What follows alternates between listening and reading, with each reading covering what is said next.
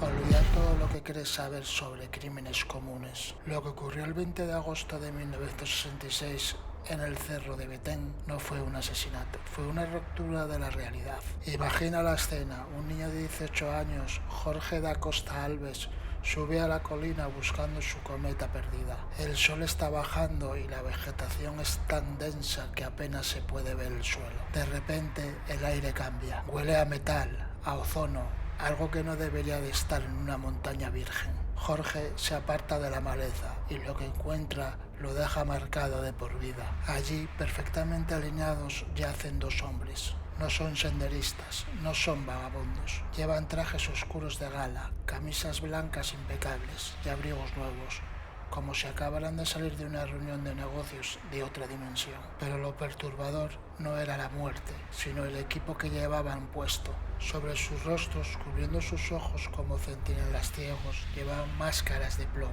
fabricadas artesanalmente. No tenían heridas, no había sangre, no había señales de lucha. Eran Manuel Pereira da Cruz y Miguel José Viana, dos técnicos electrónicos que sabían exactamente lo que hacían. Eso creían ellos. La policía de Neteorí llegó al lugar esperando un ajuste de cuentas, pero se toparon con un muro de preguntas sin respuesta. Al lado de los cuerpos había una botella de agua vacía y un paquete con dos toallas mojadas. ¿Para qué sirven dos toallas mojadas en una colina desierta? El misterio acababa de nacer y la verdad estaba a punto de ser enterrado bajo toneladas de censura oficial. Jorge huyó, pero el hedor de lo inexplicable ya se había filtrado en los archivos de la policía brasileña. ¿Quiénes eran estos hombres? No eran locos del pueblo. Manuel y Miguel eran técnicos electrónicos de Leite, en Campos 2 Gaitocaces, tipos que entendían de circuitos, de ondas de radio y de la física que mueve el mundo. Pero tenían un secreto: pertenecían a un grupo de científicos espiritualistas. Creían que la tecnología podía abrir brechas en el tejido de la realidad. Días antes de morir, Manuel le confesó a su esposa que iba a buscar una prueba definitiva, no una teoría, sino una prueba física de que no estábamos solos. Salieron de su ciudad con 1000 cruceros en el bolsillo, una cantidad enorme para la época. Compraron los trajes, los impermeables y se subieron a un autobús con destino a su propia muerte. En el trayecto se detuvieron en una tienda de electrónica para comprar algo que nadie pudo identificar.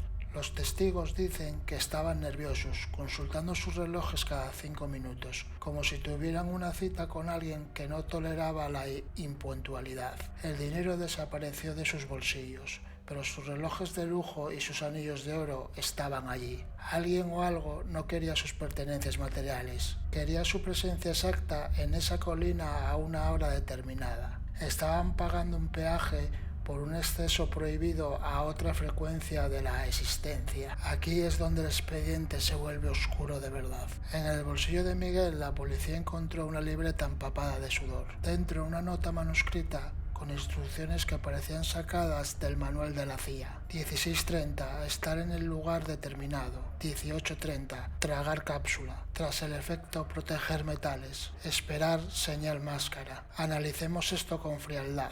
Tragar cápsula. Estos hombres estaban siguiendo un protocolo de intoxicación controlada. Estaban usando sustancias químicas para alterar su percepción visual y auditiva, preparando sus cerebros para el impacto energético masivo. Pero detente un segundo. Las máscaras no eran simples trozos de metal. Fueron recortadas con herramientas de precisión en el taller de Manuel. El plomo no se manipula fácilmente, requiere un conocimiento técnico del material. ¿Por qué perder horas dando forma a un blindaje ocular si solo vas a tragar una cápsula? Porque sabían que la señal que esperaban no era una luz visible, sino una emisión de radiación gamma que literalmente derretía sus retinas en milisegundos. El plomo era una única frontera entre la visión trascendental y la ceguera eterna. Estaban construyendo un búnker para sus ojos, una armadura para enfrentarse a una deidad de energía pura que la física convencional se niega a reconocer.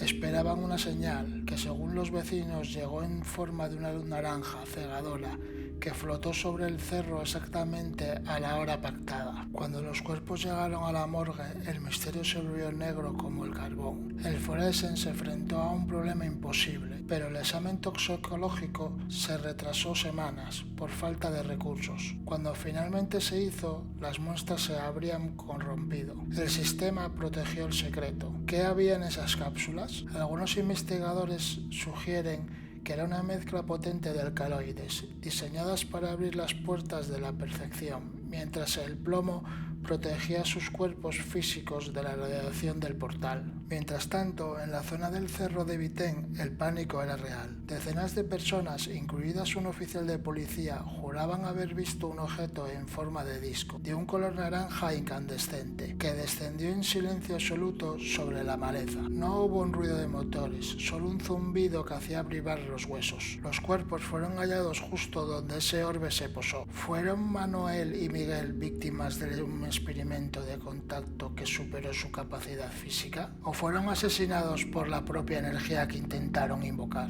La verdad es que sus almas se fueron con ese orbe, dejando 2 trajes vacíos y 2 máscaras de plomo que resultaron inútiles ante una potencia tecnológica superior. La investigación policial descubrió que había un tercer técnico que había participado en experimentos similares meses atrás. En uno de esos ensayos, una explosión en su taller casi los mata a todos. No eran aficionados, estaban construyendo máquinas para escuchar el espacio. Y aquí es donde el expediente se vuelve internacional y sangriento. Documentos filtrados sugieren que Manuel y Miguel fueron dados por enlaces de inteligencia vinculados a lo de hoy conocemos como el proyecto Stargate. No eran simples técnicos, eran antenas humanas. El experimento consistía en utilizar sus cerebros como receptores biológicos para una transmisión de datos transdimensional. Las toallas mojadas no eran para el sudor, era para enfriar sus cráneos cuando la temperatura interna